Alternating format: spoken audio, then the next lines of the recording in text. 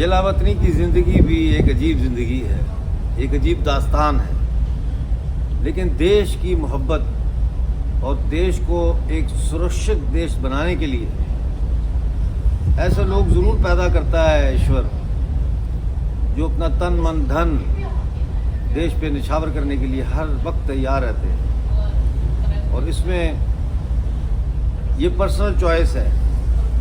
इस personal choice में आप घर बार दौलत सारा कुछ छोड़ देते हैं, छोड़ना पड़ता है। ये जंजीरें होती हैं, औलाद, फैमिली, माँ बाप, दोस्त अहबाब, वो गलियाँ, वो मोहल्ले,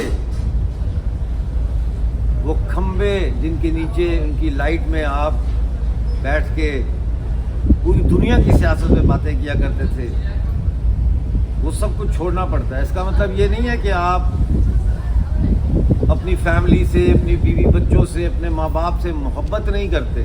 आप मोहब्बत करते हैं, वो इतनी शदीद मोहब्बत होती है कि वो मोहब्बत ही आपको मजबूर कर देती है कि आप इस समाज को बदलने के लिए अपनी ज़िंदगी को एक नए रास्ते पर ले जाएं, एक ऐसे रास्ते पर जहां आपकी आने वाली नस्लें जो है वो सुरक्षित हो सकें।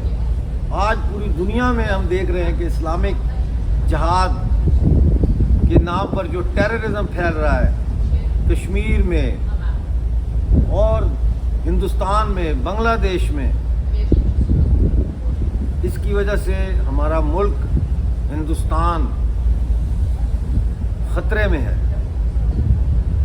और मुझ जैसे सैकड़ों लोग इस वक्त अपने देश के सुरक्षित होने के लिए, अपने देश को हकीकी मायनों में एक सनातनी राष्ट्र बनाने के लिए जद्दोजहद कर रहे हैं।